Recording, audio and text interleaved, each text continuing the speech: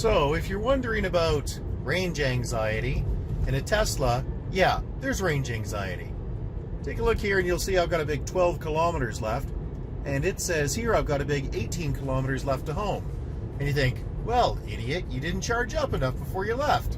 Serves you right. Well, that's just not quite right. I charged the car to almost full, to about 320 kilometers of charge in a little town called Fort Macleod, which is near Lethbridge, which is an actual city that for some strange reason doesn't have any decent chargers at all.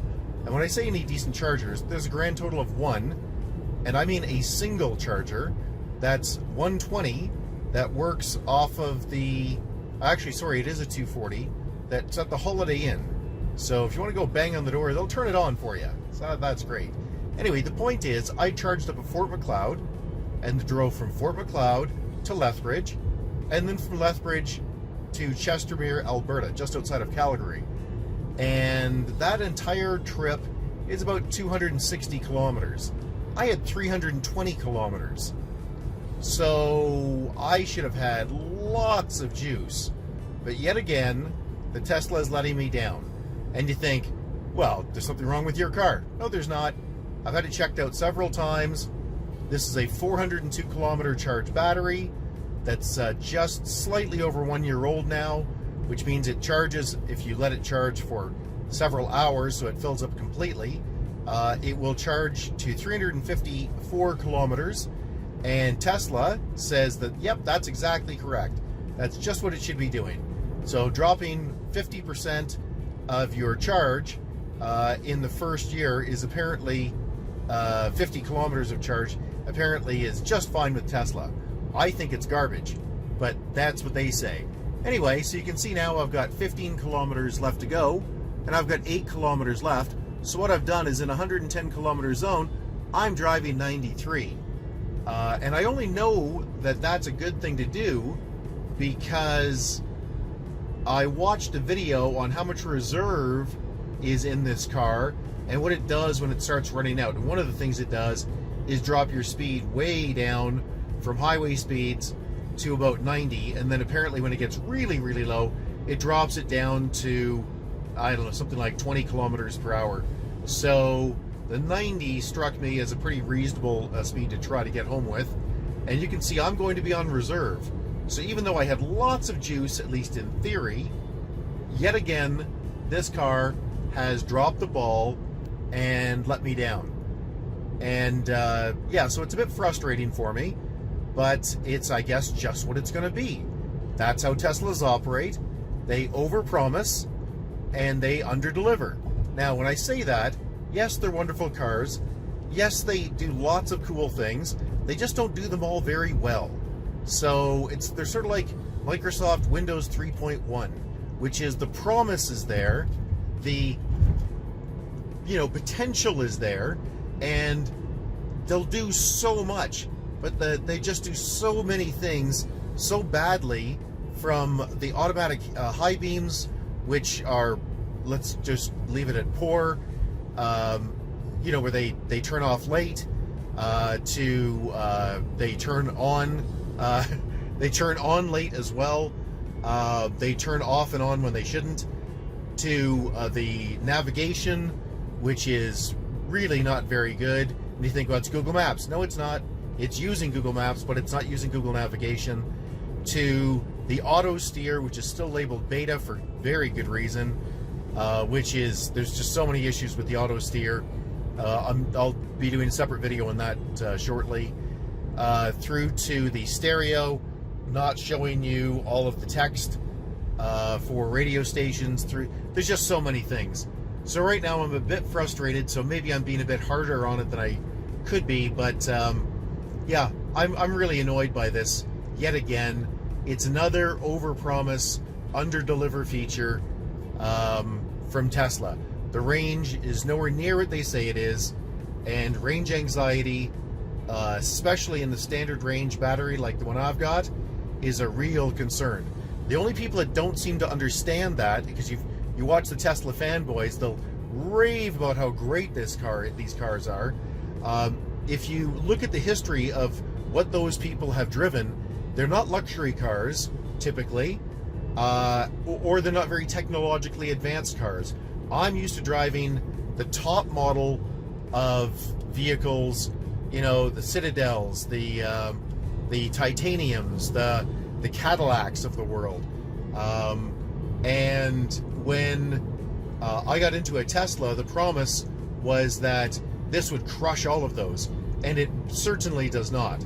You know, the road noise, which you can hear here, even at this slow speed, is quite notable. If I turn the meter on, you'd hear it's somewhere up in the mid-70s. When I drive my wife's Mazda, which we've done on the same road, just a little CX-5, you know, very commodity vehicle, it's in the mid-60s and for decibels. Anyway, that's enough of my rant. You can see I'm about to run out here. 2 kilometers of electric left and 7 kilometers of drive left. So I'm kind of in hell here. Let's see what this comes up with when I click on it. Yeah, really nothing useful. Let's click there. Okay, so let's just see if I can get home by driving this slowly. I should be able to, because I should be able to get through on the what's left for you know, emergency reserve in the battery. Apparently it's about 20 kilometers, about 12 or 13 miles. So yeah, let's see what happens here.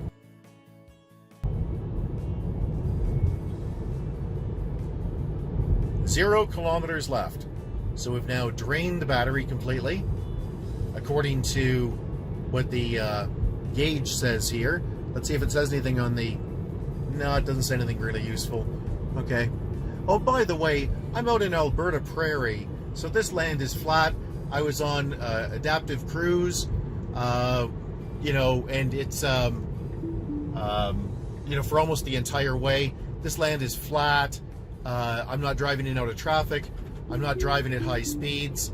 I'm just driving. So let's see if I get this thing back on, get the speed down a little bit. There we go. And come on, self-drive, kick in. Thank you. There we go. So let's see what happens here.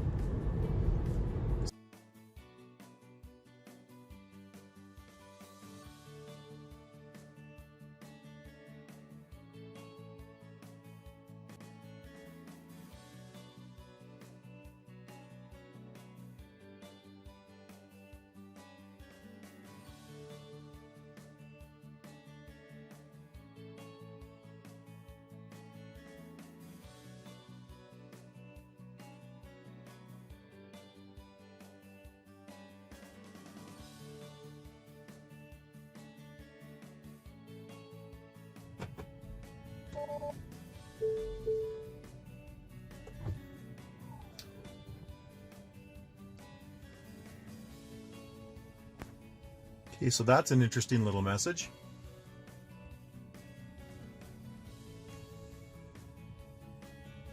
Charge immediately to ensure the vehicle will start and remain responsive. Okay, that's great. Okay, so I'm going to click OK. I've just parked it.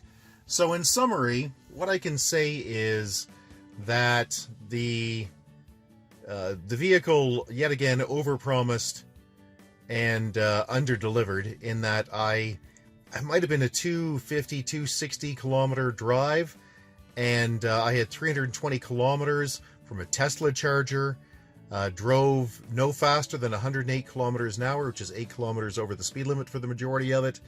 I don't think I passed a single person, so I never had to put it down. Drove 60 in a lot of places, kilometers an hour, that is. And yeah, the vehicle just didn't do what it claimed it would do again.